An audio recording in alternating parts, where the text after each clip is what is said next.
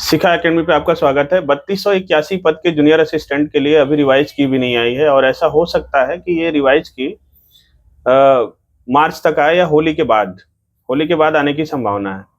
पहले रिवाइज की आएगी, उसके बाद इसका कितने लोग बुलाए जाएंगे टाइपिंग के लिए, उसका एक कट ऑफ निकाला जाएगा।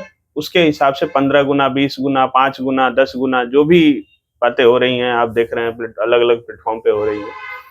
तो कुछ जो प्रीवियस रिकॉर्ड हैं, जैसे 5512 में वो भी वैकेंसी घट के 5369 हो गई है। उसमें फिर उससे पहले 1262 वाले में जो भी रिकॉर्ड था कि बोला तो जाता है 5 गुना, लेकिन शायद 1262 में 12 गुना, 15 गुना के आसपास, और ऐसे ही 5512 में हुआ। तो इसको देखते हुए 3281 वाले में भी ऐसे ही कॉलिंग की जाएगी बच्चों को टाइपिंग के लिए। एक चीज और, टाइपिंग के कट ऑफ से और फाइनल कट ऑफ में लगभग 10-15 नंबर का गैप रहता है, 10 से 15 नंबर, यानी उसमें 12, 13, 14, 15 कुछ भी हो सकता है। अभी फिलहाल की जो बात है वो जूनियर असिस्टेंट 3212 के टाइपिंग को लेकर के है। एक मेरा जो पर्सनल अनुभव है मैं आपको बताना चाहूंगा, थोड़ा सा इस पॉइंट से हटके है गवर्नमेंट के लिए। आप सब अभ्यर्थी चाहें तो इस बात को उठाएंगे तो फायदा भी मिलेगा। जैसे कि अभी आप देखते हैं कि उत्तर प्रदेश सरकार अलग अलग रिसर्च इंस्टीट्यूट से एमओयू साइन करता है, मेमोरेंडम ऑफ अंडरस्टैंडिंग, कि हम इस विभाग के लिए ये कर रहे हैं, हम इस विभाग के लिए ये कर रहे हैं, तो उनके प्रशिक्षण के लिए आईआईएम करेगा, इनके लिए आईआईटी करेगा।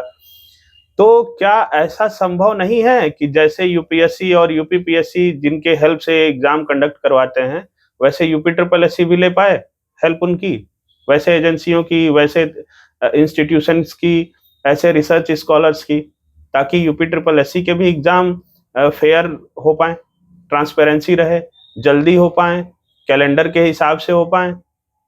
या ऐसा है कि यूपी ट्रिपल एससी के पास पैसा नहीं है, या ऐसा ये भी है कि क्या यूपी ट्रिपल एससी अधीनस्थ सेवा चयन आयोग है, जो उसमें अभ्यर्थी अपीयर होते हैं उनकी कोई अहमियत ही नहीं है, या उनका उनका सरकार बनाने में कोई योगदान नहीं है, या उनको राज्य की अर्थव्यवस्था को और बाकी चीजों को, अर्थव्यवस्था में इसलिए बोल रहा हूं क्योंकि जो ये हमारे सारे अभ्यर्थी जाएंगे वो गवर्नमेंट को रन करेंगे, सरकार के तंत्र को चलाएंगे, तो क्या उसे उन सुविधाओं से अर्थव्यवस्था अपनी होती है? इसको चलाने वाला कौन है? आप ही लोग हैं जो जाएंगे। तो इनके लिए क्या सरकार किसी से एमओयू साइन नहीं कर सकती जिससे कि ट्रांसपेरेंसी और फास्ट हो? ये बात मैं इसलिए कह रहा हूं कि 5512 की भर्ती हो गई, बहुत सारे ऐसे अभ्यर्थी हैं जो 5512 में टाइपिंग का वेट कर रहे हैं, और वही अभ्यर्थी 3281 में सेम। अगर उनको 5512 भर्ती का फाइनल रिजल्ट आ जाए और उनको ये पता चल जाए कि हमको राजस्व विभाग मिल गया, सिंचाई विभाग मिल गया, बस ठीक है, हमारा जिला मिल गया, हम लखनऊ में कार्यरत हो जाएंगे, तो वो 3281 वाले के टेंशन से दूर हो जाएंगे, और एक उसमें अगर वो गिव अप कर देंगे तो एक दूसरे बच्चे को नंबर मिल जाए, वो सीट मिल जाएगी। ऐसी व्यवस्था बाकी एग्जामों में है, यूपीएससी में है, यूपीपीएससी में है, तो क्या ऐसी व्यवस्था यूपी ट्रिपल एससी में नहीं हो सकती है?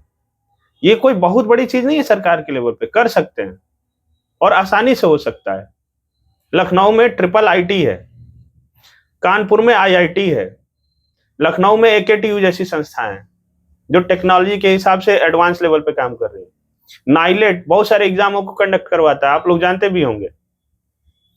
क्या हमारी उत्तर प्रदेश की सरकार, यूपी ट्रिपल एससी इस तरह के संस्थानों का हेल्प नहीं ले सकती है? कि लेती भी होगी, मैं ये नहीं कह रहा हूं नहीं ले रही होगी, और ज्यादा लेकर के और अच्छे से लेकर के, क्या फेयर एंड ट्रांसपेरेंसी इस तरह से क्विकली अच्छे से 1 साल के अंदर, 10 महीने के अंदर, 12 महीने के अंदर ये सारी चीजें नहीं कर सकती?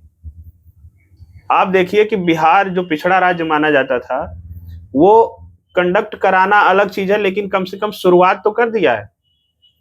बीएसएससी, बीपीएसएससी, कर्मचारी जो कांस्टेबल की जो परीक्षाएं होती है उसके लिए भी कैलेंडर आउट कर दिया है कि ये परीक्षा, ये फॉर्म आएगा, ये डेट होगा, ये प्रीलिम्स का होगा, ये रिजल्ट का होगा, ये ज्वाइनिंग का होगा। क्या UP triple SC, Uttar Pradesh police भर्ती बोर्ड ये नहीं कर सकता है, या असक्षम है? मैं ऐसा नहीं मानता हूं।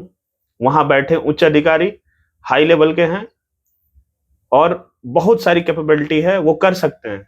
तो इसमें लूप होल क्या है, इस पे विचार किया जाए और अगर कोई बच्चा आवाज उठाता है, बहुत सारे हमारे अभ्यर्थी जाते हैं, सचिव जी के पास जाते हैं, बात करते हैं, वहां पे यूपी ट्रिपल एससी जाते हैं, यूपीपीएससी जाते हैं, ऐसी चीजें क्यों नहीं हो रही हैं? क्या क्या बर्डन, मतलब क्या क्या बीच में हर्डल क्या आ रहा है, रुकावट क्या आ रही है? इस पे विचार किया जाना चाहिए। माफी चाहता हूँ, ये थोड़ा-सा मेरा अपना खुद का व्यू था और अग्रेसिव मैं इसलिए हुआ कि हमारे बहुत सारे अभ्यर्थी होंगे जो एक ही अभ्यर्थी कई सारे एग्ज़ाम दे चुका है और उसको क्रमवार उसको क्लियर ही नहीं किया जा रहा है। क्यों नहीं किया जा रहा है? अगर क्रमवार उसको सॉल्व कर दिया जाए, उसके सारे रिज़ल्ट टाइम पे कर दिए जाएँगे, तो आसानी से अगले वाले एग्ज़ाम के लिए वो मेंटली फ्री हो जाएगा। कितना डिस्टर्बेंस होता है बच्चों को। ये सरकार क्यों नहीं समझती? या फिर मैं ये समझूं कि सबको एक साथ नियुक्ति पत्र बांटने के लिए, एक आयोजन करने के लिए, ढेर सारे अभ्यर्थियों को इकट्ठा करने के लिए एक साथ रिजल्ट आउट किया जाता है, सिर्फ एक फोटो और कैमरा और ये बाकी चीजों के लिए। मैं किसी सरकार का आलोचक नहीं हूं, ये हम लोग का काम नहीं है, लेकिन क्या इस तरीके से हो नहीं सकता है? खैर, अब 3281 वाले पे आते हैं। उसकी टाइपिंग के लिए आप देख लीजिए कि 5512 में अक्टूबर में रिजल्ट आया और नवंबर से टाइपिंग शुरू हो गई थी। इसमें कोई दो राय नहीं है कि 5512 एक अच्छा नंबर था।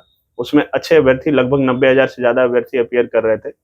3281 वाले में उससे कम होंगे, लेकिन फिर भी आपको ये मान के चलिए कि टाइपिंग के लिए बहुत लंबा समय नहीं मिलेगा, 3 से 4 महीना, 6 महीना, ऐसा लंबा समय नहीं मिलेगा आपको। रिवाइज की आएगी, मार्च तक रिवाइज किया जाएगी, अप्रैल तक आपको एक कट ऑफ नंबर बता दिया जाएगा और फिर उसके बाद से आपको क्या करना होगा, typing with in 1 month 2 month के अंदर करा लिया जाएगा। तो जो भी अभ्यर्थी अपना अभी तक के आए हुए आंसर की से मैच कर लिए हैं कि भाई मेरा नंबर 55-60 के ऊपर जा रहा है, आप टाइपिंग की प्रैक्टिस शुरू कर दीजिए। कर भी दिए होंगे कुछ बच्चे जो इंतजार कर रहे हैं, वो इंतजार ना करें, टाइपिंग की प्रैक्टिस शुरू कर दें जल्दी से जल्दी, तैयारी अपनी जारी रखें। बहुत सारे अभ्यर्थी होंगे जो पहले टाइपिंग दे चुके होंगे, वो और अच्छा अपनी स्पीड में सुधार लाएं। ठीक, जो नहीं किए हैं वो और नए तरीके से सोचे कि मैं क्या कर सकता हूं जो पिछले हमारे एग्जामों में गलती हुई है। लगे रहिए, आपके पास ज्यादा समय नहीं है टाइपिंग के लिए, हार्डली 2 से 3 महीना, इससे ज्यादा समय नहीं मिलेगा आपको। मैक्सिमम 4 महीना, अगर कोई कारणवश किसी किसी वजह से, जैसे माननीय मुख्यमंत्री जी अगर आउट ऑफ कंट्री हैं, तो वो अगर इन्वेस्ट इस तरह से सारी गवर्नमेंट ऑर्गेनाइजेशन अगर मिल के कुछ काम करेंगी, तो उसमें अगर कोई बाधा आती है वो एक अलग चीज है। लेकिन आप मान के चलिए कि आपको 3 से मैक्सिमम 2 से 3 महीना मिलेगा, इससे ज्यादा टाइपिंग के लिए नहीं मिलेगा। थैंक यू सो मच दोस्तों।